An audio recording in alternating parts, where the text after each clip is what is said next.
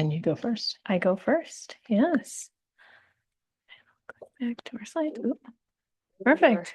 Thank you so much. Hi, everyone. Thanks for being here with us today. So we do have Grace in the room. Thank you for being here. And we saw some familiar faces online. So thank you, Faith and Terry and others for joining us. My name is Andrea Vickery, and I am the Vice Chair of Faculty Assembly. That means I also chair personnel policies, which we will explain what those councils mean in a little bit.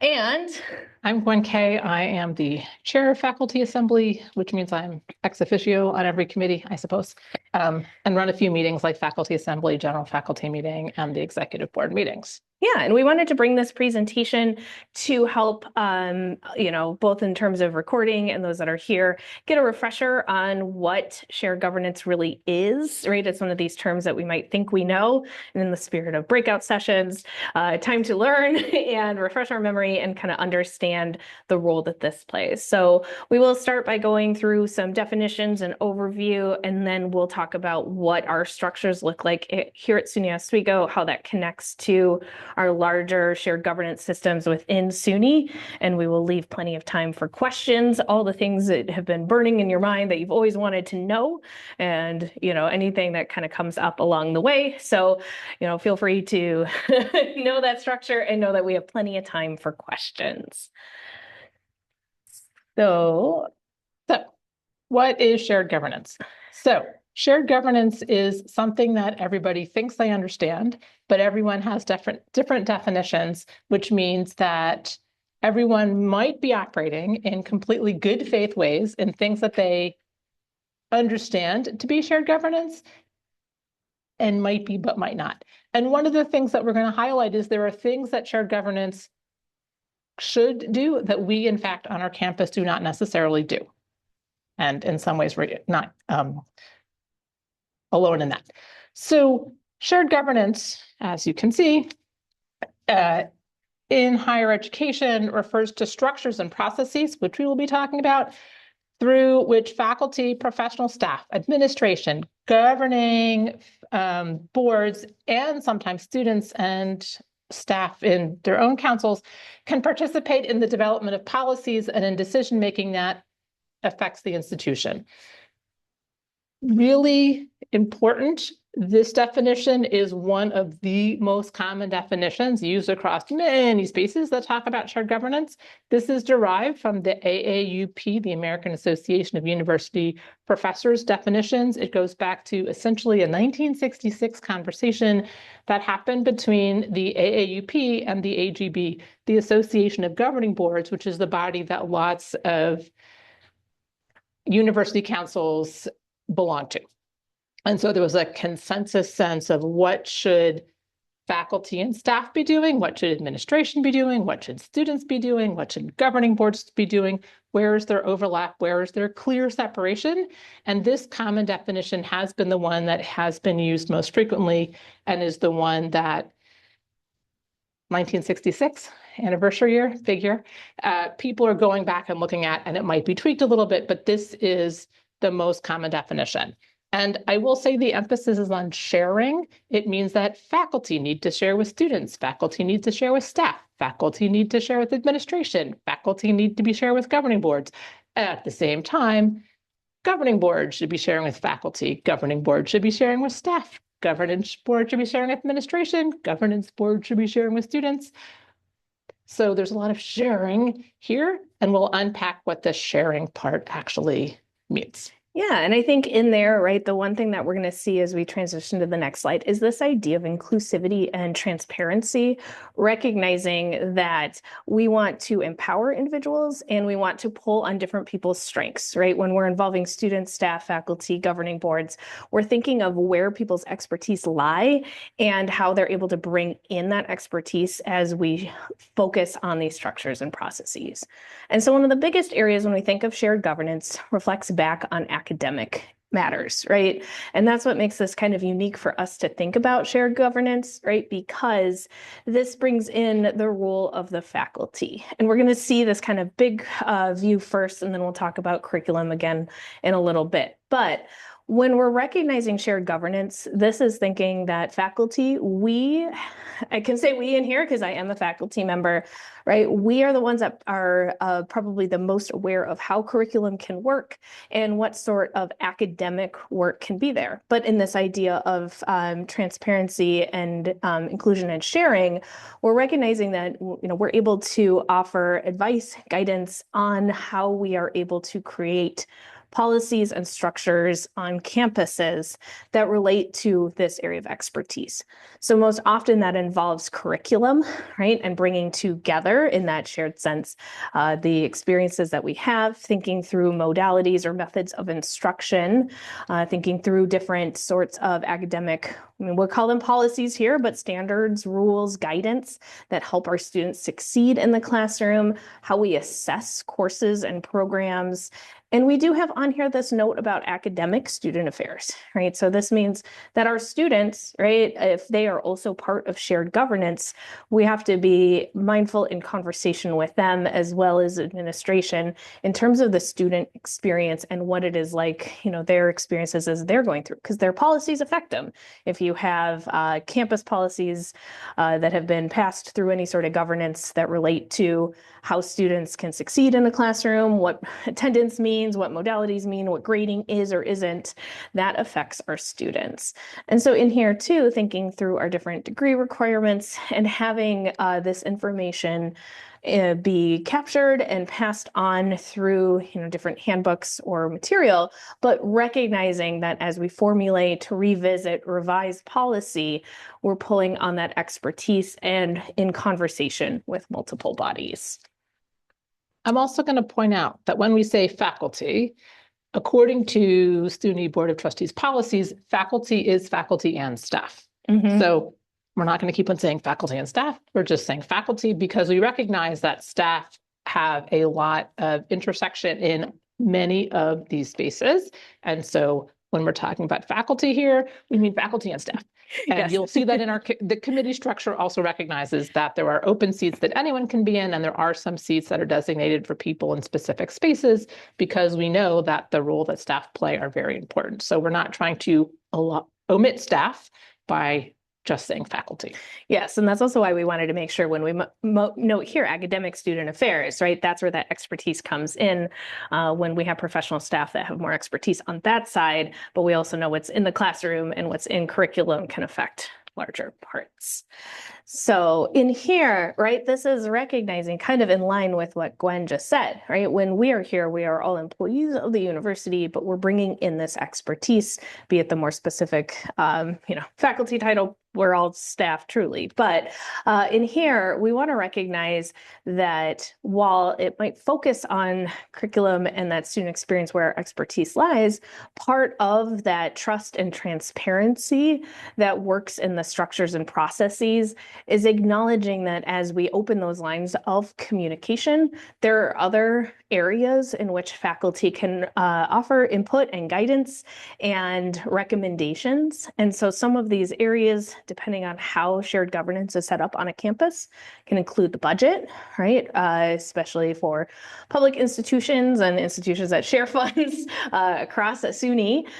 Here we also see the importance of overall planning, right? So that can be both strategic planning, as we know, in terms of what we've done here on campus, but also those day-to-day operations that occur. We also want to acknowledge the importance of assessment, right? Not just, hey, let's develop some programs and have this, but are these programs meeting our needs? And what are we doing in terms of assessing the plans that we have in place, right? What key indicators are there? What are we looking for?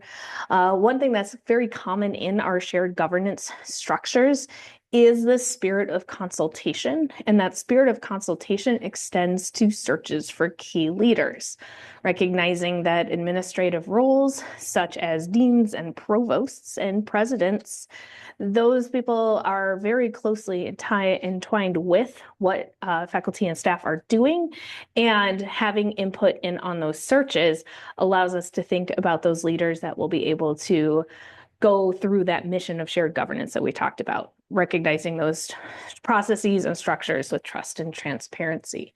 And then ultimately, we see here this idea of policy. There are some policy related things that are not necessarily curriculum, but when we think of here at Oswego, things as it relates to maybe promotion, as it relates to continuing appointments, professional staff also have their permanency, right? We have to have some policy areas that allow us to operate and align what we are doing with larger structures within SUNY, but also have some clarity here that can help all divisions and units succeed.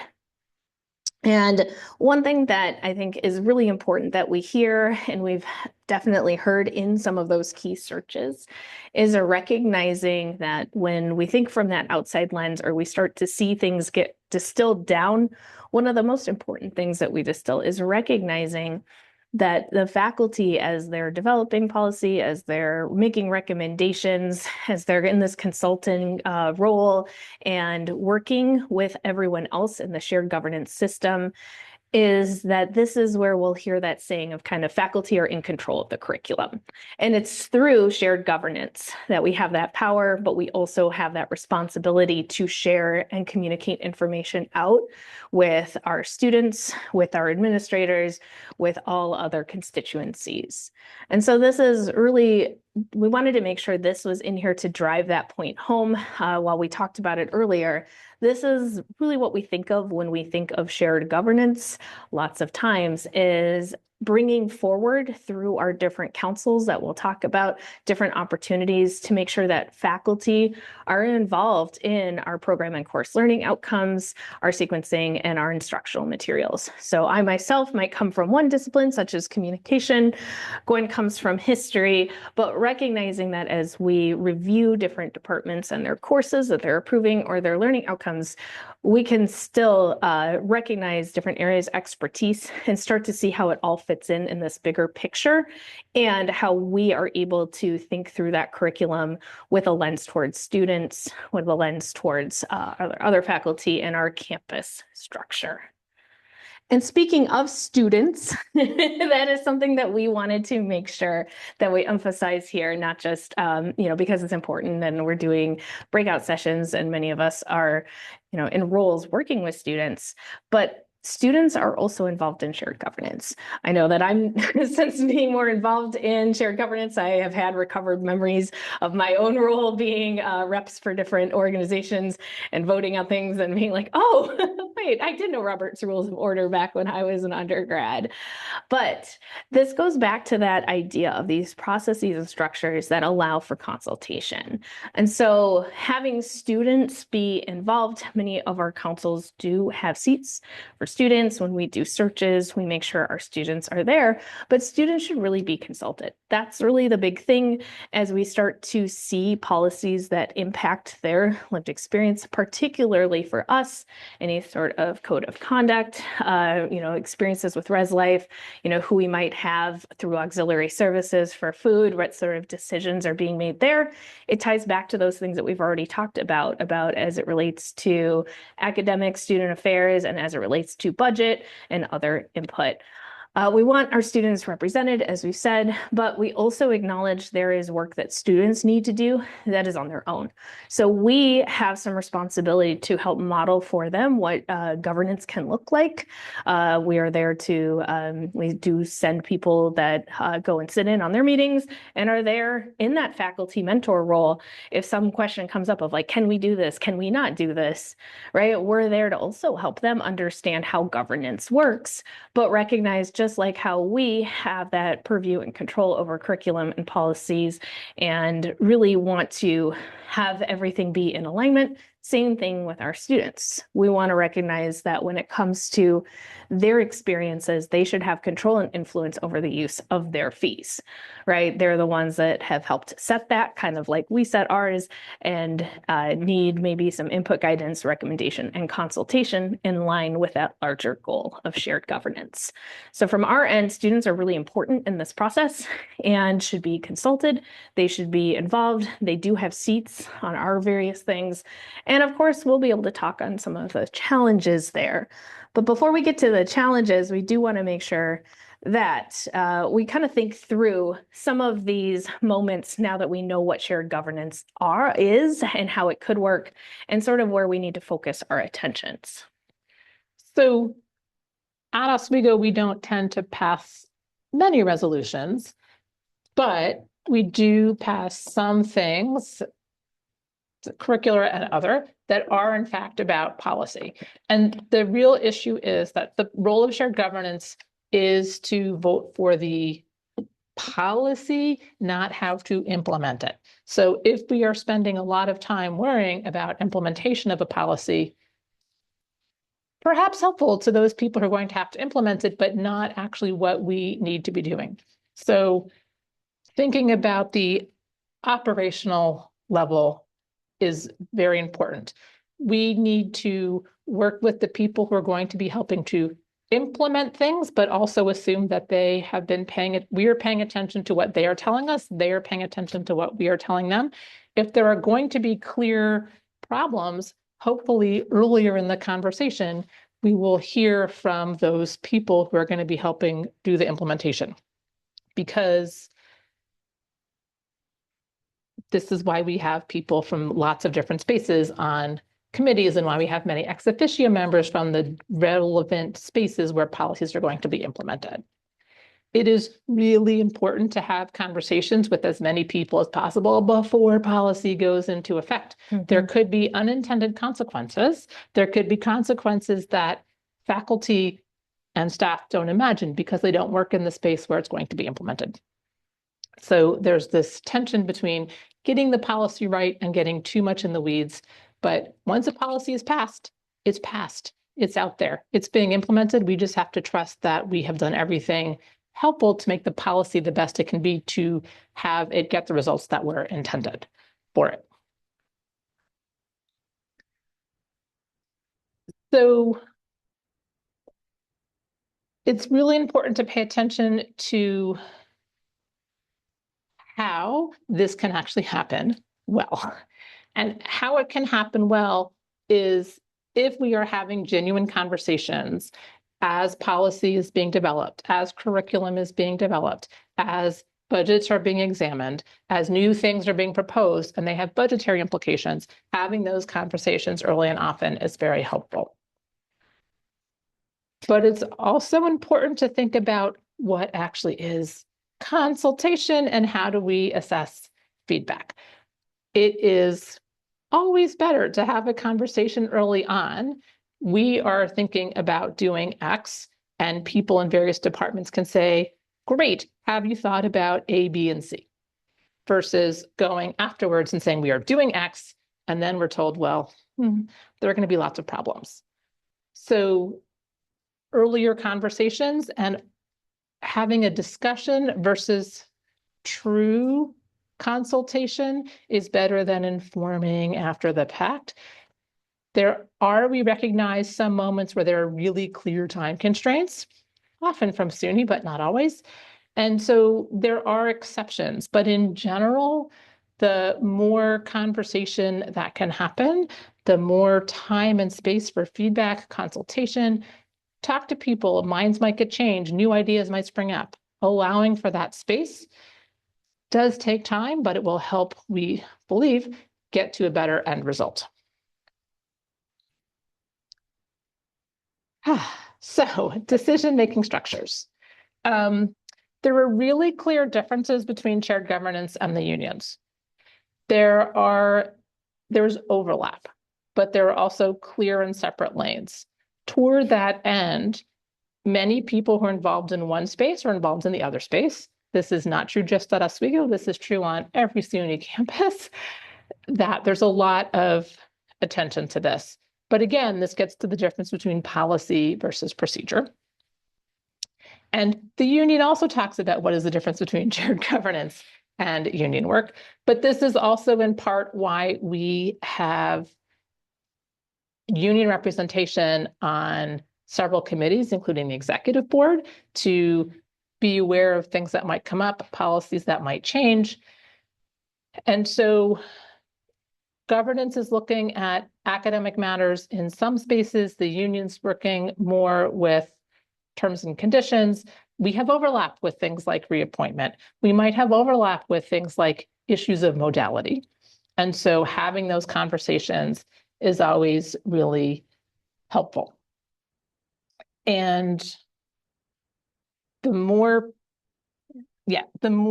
people that we have who are part of the discussion, always the better. It is clear sometimes that the union has positions. And so the union might have a position. The union has been working for several years on AI policies. And some of those might support governance issues, some of them might not, but that is part of it. We also know that everyone will benefit from what happens in the union, even if they're not dues-paying members. So we can't take a position, but we will support what is happening in the union side. And I will point out that there are things that we do that impact the union and vice versa. For example, at Oswego, the way we apply for DSI is part of universal policy due dates, which those dates are set by the chair of faculty assembly.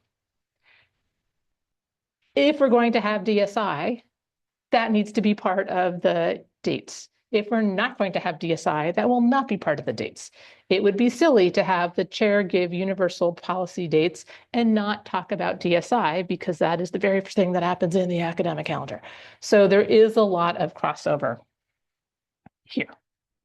Yeah, and before I switch to the next slide, I did want to add that I think that why we wanted to make sure we brought this up too. You can go, the union does run like UUP 101 as well, and I've attended that more recently and kind of learned some stuff. But I think when we see here this idea of proactivity versus reactivity, right, it really reinforces what we've just talked about with passing policy and thinking through policy as it is created and consulted in the beginning, right? That's why the union is also part of those consultations. And when we start to get into that procedure of how it might be operationally kind of playing out, right, I think that's where we see that things go hand in hand. But when it comes to the union, right, those working conditions and thinking through those grievances and maybe the reaction, they're really thinking through what happens with that policy. So again, why we have to kind of trust and work together, the more we are able to be in an environment of consultation, we're able to think through and talk to someone that says, well, if we do this, have you thought about this? And go, oh, no, we haven't. And so in there, I think that that's really important, where we see overlap and why we all work together, but it still just goes back to reinforce what shared governance is. So although the slide said governance versus unions, it's not really in opposition to, it's working with, but respecting the lanes, as people might say, so we know who does what, and there is often a lot of conversation happening between unions and shared governance. Which leads to giving attention to process. So there are governance bodies on this campus, that there are subcommittees, there are committees, there are task forces, there are ad hoc groups, there are SUNY-wide governance bodies. And one of the questions is, how do we all relate to each other?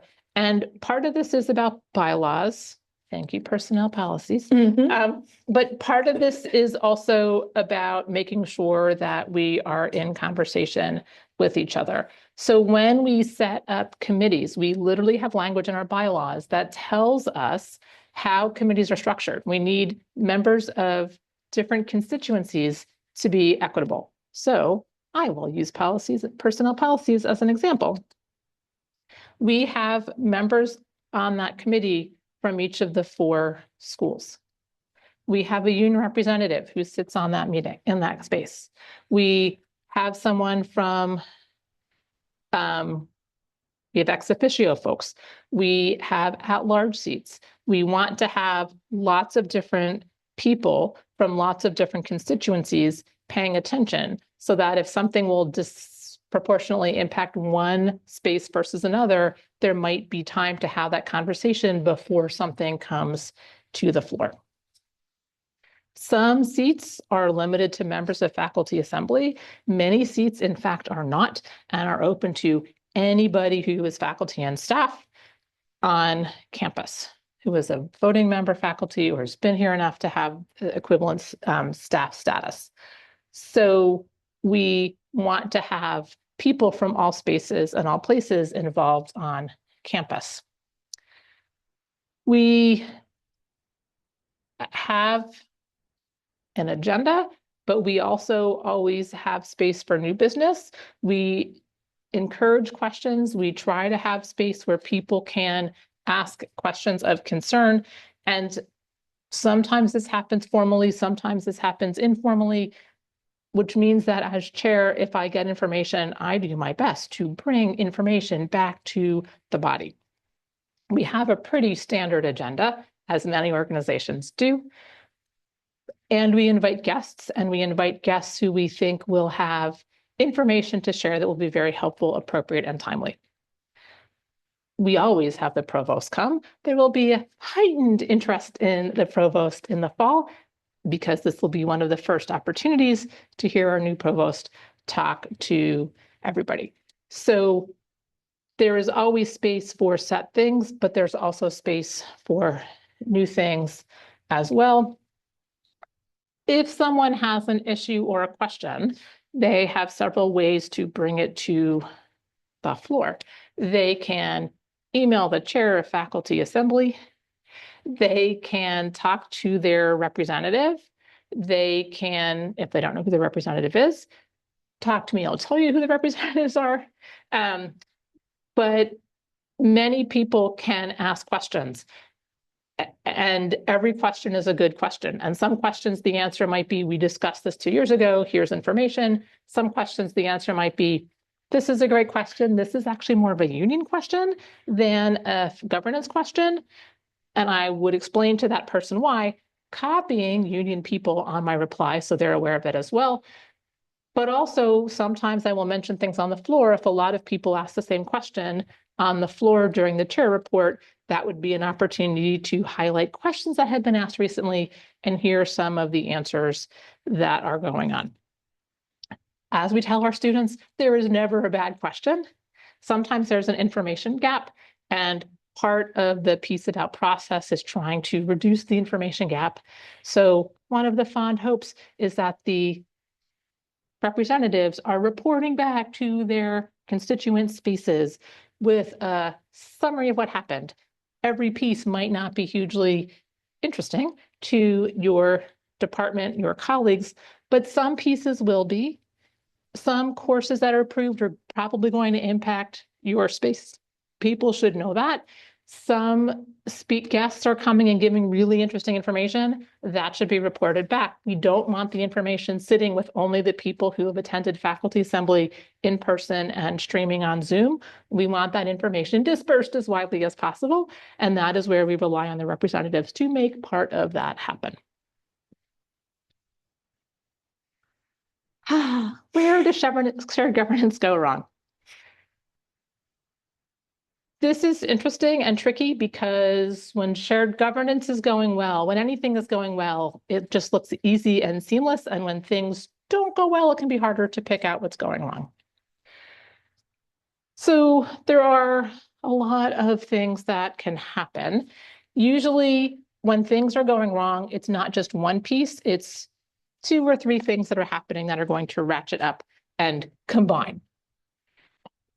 One of the challenges is not everyone understands their roles. What does the board do versus the president versus faculty? Who is responsible for what? Who does what? Because at the end of the day, faculty and staff in shared governance and students in shared governance are advising, not actually setting policy. The president has to approve the recommendations that we make from shared governance for everything from new classes to new programs to new policies. All of that must be approved or acknowledged receipt of by the president. So silence from a party doesn't mean everyone agrees. It could mean people are thinking. It could mean people disagree and are trying to figure out how to articulate that. Just because the person hears nothing doesn't mean everyone thinks it's a great idea. When there are conversations and there's disagreement or multiple opinions being expressed, one of the things that can be really helpful is to acknowledge the information that people said and then explain why the decision was made anyway. So acknowledging, hearing other opinions, even if it's not the thing that's going to ultimately happen, can be very helpful. If people have spent time, effort, energy coming up with a policy, a process, giving feedback, and the answer is something else, that happens. But if people can understand why that something else happened, it makes people feel much better. Which leads to issues of poor communication. It is hard to remember how much or little is being communicated. There is always going to be someone who says, I never saw that, despite multiple emails going out with information to that effect. Redundancy can be annoying. Redundancy can also be good. But for people who have the most information, the challenge is for them to remember what other people have actually heard. A discussion happening in faculty assembly executive board might go on for 2 or 3 meetings in a row before it comes to the floor of faculty assembly. So the executive board members might feel like, we've been discussing this forever. But to the body, it's a brand new discussion. And the same thing can happen with administration as well. And part of that is also trusting people to be acting in good faith. Which leads to even more problems.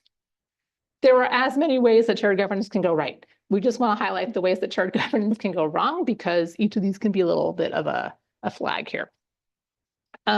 So getting too in the weeds about operational issues is always a problem. Similarly, if administration is getting too much into academic policy and making changes and not going through process, that would be equally problematic. There needs to be trust. Everybody, not sides, everybody is doing what they're doing for a common purpose, which is our students. We are all here to serve our students. And so we want this institution to continue to serve our students for many, many years to come with the best possible educational, social spaces that we can create. Which means that if someone is doing something because they want to accrete power, that might not be the best reason to be in that job. If someone is doing it because they really want to help students, they have a vested interest in doing everything they can, that will most likely lead to much better outcomes. Having disengaged faculty, disengaged students, disengaged administration leads to not good outcomes because people have sort of given up. They don't care. The more there can be open conversation, sharing information, the earlier information can be shared, the better. Even if it has to happen behind closed doors and there's a very frank discussion and everyone in the room knows this can't leave this room, this is really early days. Having early discussions with many people involved from many different constituencies can lead to a broader sense of opinion, and what might happen might ultimately affect the outcome. Yeah. And so I think in there, now that we've kind of pointed out some of the ways that things can go wrong, right? We wanted to make sure that, as we kind of transition into how things work here, right, we have some really good healthy indicators of shared governance historically on this campus and currently. And so in here, right, we want to kind of take that information of where things can go wrong and start to think of what we can do to look for where things are going right in shared governance. And one of those things really relates to kind of culture and climate. So if we are moving beyond that disengagement or decisions behind closed doors, or like, well, this decision's already been made, or kind of treating that silence as complicitly, people support something. When we have this climate that's based on trust and transparency, where we know different groups are going to be consulted, they're going to be heard, even if a decision might not align with some of the suggestions, we at least have rationale and explanation for what, right? That is really important. And so that climate is really driven by this idea of seeing us all as shared partners with expertise that lies on different areas, and having structures and processes in place in which we can have really good conversations, have that communication go through. And so in here, when we think about institutional communication, as we've kind of brought up, yeah, something that can be frustrating is you're like, oh no, another email about the same thing, or I've heard this came up in this meeting, in this meeting, in this meeting. But would rather have that than have things be sprung on people, or that assumed like, oh, well, they talked about it in blah, blah, blah council, didn't you know? And you go, no, I didn't know. And so in there, right, recognizing that we have that institutional communication, but also that that communication is not just simply like top down, here's this one thing that's happening, or really that structure, but that the lines of communication are open in such a way that there is some room for a question and answer, or like, hey, can we have a conversation about this before things happen, as they happen, after they happen? And that's through all the groups we've talked about. And again, understanding different roles. One thing that I always find fascinating, I feel like every time I read our bylaws or read the SUNY Board of Trustee bylaws, I find something else and go, oh, huh. And so in there, right, it's reinforcing that we kind of have to understand our roles instead of going on this kind of unspoken assumption, or I think this is what I do, right? Being able to think through, what is the faculty's role, right? Both as a member, right? What does it mean to do this? What sort of functions are we doing? What sort of areas for FAEB as a board, or, shared governance, or even our alumni boards, or anything else? Like, what are our goals? And thinking through those functions, reading the parts that say like, part ABC, this is what you do, and really understanding each other's roles, because that helps to reinforce the idea of expertise, and it helps to reinforce making decisions together. And so in there, right, we do recognize that like representation is key. While it is, we've brought up this idea that shared governance is part of our service, right? And it is making sure that things can happen, right? We also have to think of what those roles mean for you. If you are representing your department, or someone else is representing your department, right? You should be able to ask them questions, and you should be able to also say, hey, how did we vote on this? Or have discussions before. So for here at SUNY Oswego, briefly, one thing that we have is that 2-week rule. And we think about that 2-week rule, that's really important because it helps to indicate and give room for this good shared governance. People can go back, they can consult, they can have those little, even if you didn't have maybe a department meeting, you can do that walk down the hallway. Hey, did you hear what we're talking about at FA? Oh, well, how do you feel about that? And, help inform those decisions. And so in here too, really recognizing joint decision-making is happening. So it's not that the decision is already made and you're just asked to kind of give a thumbs up and sign off on something, but through our processes, through committee work, through things going to the floor, and being put forward as recommendations to our president, there is a sense of joint ownership and decision making. So people are consulted and they're involved. And also recognizing that when we think about these sorts of structures and processes, we have to also be able to reflect upon what's working and what's not, and have ways that we can say, oh, you know what, maybe this committee structure, or, who hasn't been in this conversation, or, we maybe need to add a seat or add something, or does this really serve us anymore now that this is kind of where we are at? Can we do some consolidation? And really thinking through what is there. And so I think when we think of these key indicators, we're really seeing the importance of communication and a culture of understanding, not just ourselves, but other people, and approaching things with this estimation of good faith and understanding. And so in there, right, that's why we wanted to make sure that we talked about what governance looks like here at SUNY Oswego. So again, our governance is called Faculty Assembly, right? Instead of it being a Senate, we are an assembly. And while it has that word faculty, again, we've reinforced that in here, faculty is just that adjective that covers professional staff as well. We also have students that have seats on our general structure, but when we think of where policy maybe starts to go through, or where discussions start to happen, we have various councils that come together.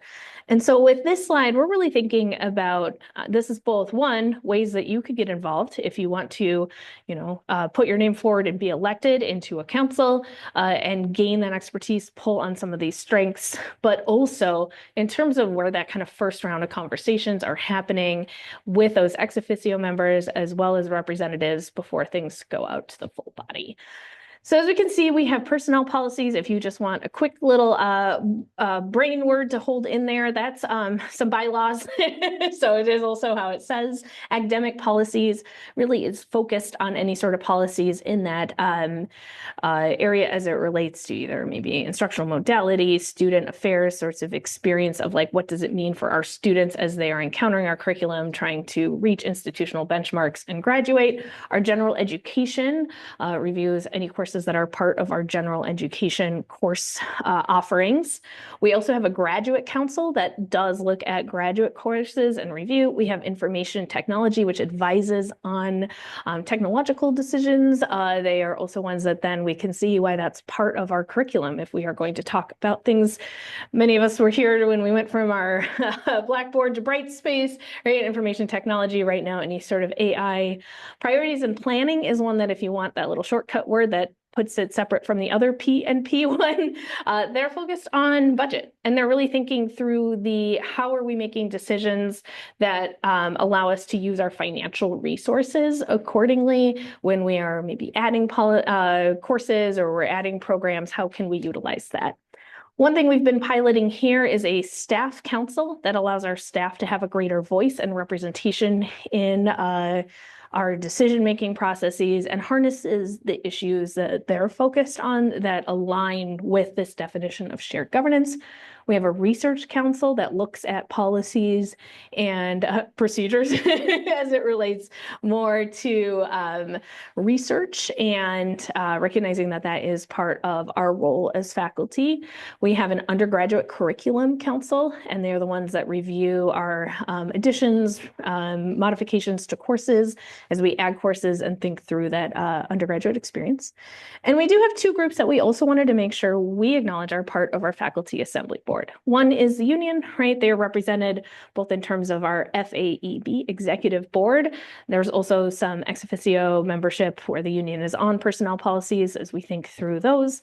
But also, we are just SUNY Oswego, and we connect with our larger shared governance system and our governance leadership through SUNY. And how we do that is not just through communication, but through university faculty senators who are representing us as SUNY Oswego, their constituency, in decisions, in policy, in work that is being done with all the other SUNY campuses. And so when we think about these councils, there are some similarities if you wish to get involved in UFS, right? There are committees that relate to curriculum, there are policies that relate to graduate experiences, other areas. But for us, that lifeline of knowing what's happening in the SUNY system, what sort of decisions are happening in that governance system, because some of that starts to affect us, right? As we've seen, good governance involves that communication. It involves being aware of policy as it starts. You know, if we're taking recommendations and have to implement and we're doing our policy making that will allow things to happen, or if policy is made through our SUNY Central, we have to think, okay, well, now how does this filter through on our campus? And so those voices are really important for us to stay informed, to be part of the conversation, and to have the same sort of things we see on our campus of, I know who I can talk to if I hear that SUNY is doing this thing, I can go bring those up. If SUNY is deliberating on policy in the UFS, how can I go contact, and how can we have that same thing where our chancellor has those open lines of communication and consults faculty and staff in decision making? So who does what on our campus? We have a council structure, as you just saw. And so most of the work that comes to the body for votes for approval comes through the council. Andrea mentioned the 2-week rule. What this really means is that something is proposed at meeting 1, and 2 weeks later, because we meet every other week, 2 weeks later, we will vote on approving or not that which has been put up for vote, which gives time to go back to departments or colleagues and ask for their pieces. The administration is very visible in shared governance in multiple ways. There are seats on every council that are ex officio for members of administration from the appropriate spaces to be involved. We want people from the provost's office who are paying attention to academic policies and things like general education to be on those councils. It would be terrible if we made a discussion, had a decision behind closed doors, and didn't involve people early in the process. So administration have many seats on many councils because it is explicit, but also there are representatives from administration who are part of faculty assembly. And we are very fortunate that members of administration come to faculty assembly meetings with great regularity, even those who are not actually official representatives, to be there to hear what's going on, to share information if needed. That cross communication is very, very helpful. And perhaps most importantly, departmental representatives really are coming and speaking on behalf of their colleagues, but also reporting back to their colleagues on things that are of interest. If we have a new policy about what happens when it snows, it would be helpful if people knew that information in August when we started versus waiting until the first time we had a snow issue, because it does sometimes snow. So department representatives are really a critical piece of this. They aren't just coming and attending a meeting every other week, which we very much appreciate. It is a fantastic way to meet people all across campus and have connections in different departments and different schools and different administration and figure out what people do because you've seen their name and now you get to hear what they actually do. But representatives need to be going as a conduit back to their department and from their department back to faculty assembly. And so we've had questions that have been not the person, but representing their department. And that is exactly what we hope that representatives will do with information shared out. And that really leads to where we wanted to make sure we ended with plenty of time now that maybe you've been able to change your perceptions or think through or reinforce what you did know about shared governance, what it looks like at SUNY Oswego, your role in there, what sort of questions we have. So Paul has raised his hand. Paul, if you could speak out loud, or you could also add to the chat. What questions do you have for us, Paul? So thank you for this. It was great to hear all of this stuff. I have many things that I wanted to ask about, like the illusion of input, but instead I'll go with a more concrete question, which is there are a number of departments which either very rarely send a representative to FA meetings or send a representative and it's clear that that representative isn't telling their department what actually happened. What, as the main brain trust behind FA, should we be doing about this? Great question, Paul. So to reinforce, right, this is also, as we just ended, right, one thing is in terms of that faculty representation, faculty should be reporting back. In terms of what do we do when that isn't happening, I'll have Gwen kind of add first, and then I'll also add my experiences as a rep. So this is a really great question, Paul, and it's we don't know what we don't know.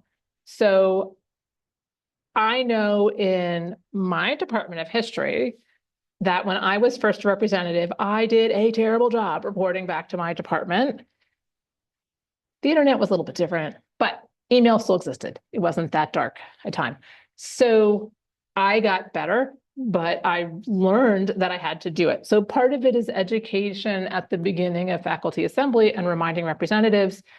But when people say they don't know, then that's an opportunity to have a more private conversation with a department representative and encourage them to share information back with their department. Yeah, and I'll add too, right, as a rep, one thing that I do, and that's why it can be difficult to wear multiple hats in that meeting, is I have like a Google Doc link that I've shared with my department, and I take notes in there, I add links, so like when the UFS presentation happens, that way, because if I'm with my department and I'm, at a department meeting once a month, it might be hard for me to remember, hey, what did we do? Okay, we've had 2 meetings since we last, okay, so FA, here's where we're at. No matter what I do, you can't reach everyone, but But I do think that also when I hear from other departments or other people are like, oh, I didn't know that. Sometimes one of the ways that I do this, so again, this is personal N of one, is rather than maybe chastise or think through, I think, individually, there's some really good conversations where you can just be like, oh, have you heard what's going on with this? I'd be interested to hear your department's thoughts. And then they're like, oh, I didn't know, right? Or reminding them, oh, hey, don't forget, we have this website, UFS has this website, and kind of entering in just the informal conversation as you're walking to and from places, as you're hanging out. I would also say that this is where that idea of climate and culture comes back in. Sometimes being FA rep is foisted upon junior faculty who are in that vulnerable position of being like, I can't say no. And honestly, while I learned a lot, it did, I waited a year or two to step in, but I did attend the meetings. And so I think in there, starting to set up that climate of trust and transparency is recognizing sometimes the best fit is someone that has been there a little bit longer, because especially if you're going to represent your department and you're going to be the one that says something, but then that is one that, if you've been there a little longer, you might know the communication gaps that happen a little bit better. And that can help overcome some of that and overcome that challenge that we brought up of disinterest. Some people are like, well, I have to do this. My department told me to. And if you feel that way, maybe there's someone else in your department that could be a better fit in terms of representing. And, that is one of those challenges. We have that conversation a lot about top down, bottom up.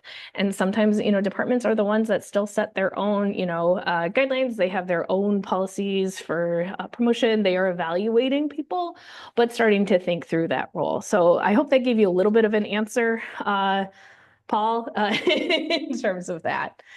Yeah. And the running Google Doc, again, that means I'm taking notes while I'm there, but it is helpful too, because then I know what we talked about. So usually my notes are there. Anyone can go. I see some people pop in here and there, but sometimes they say, well, you didn't tell us this. And I go, here is the link. Here is this. I also send some emails in between, right? So I'm sure everyone's annoyed, but better to say it 10 times than miss someone. Other questions?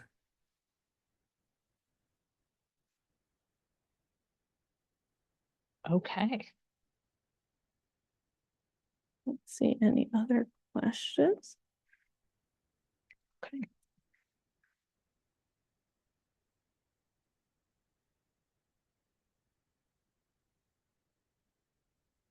I guess say thank everyone for coming, because I think we're almost at time. We're about to be given the hook. So thank you for coming. If you have questions, you can email me, gwen.k@oswego.edu, or Andrea at andreavickery.oswego.edu, and both of us would be more than happy to answer whatever questions you have, but we're too intimidated to ask in this big space. And that's where, again, open lines of communication, and thank you for being here, right? We see so many people that have been involved in governance in various ways. So thank you also for caring about governance, and we are here to help. So with that, we will end our session, end our recording. So thank you. Reach out as you need us.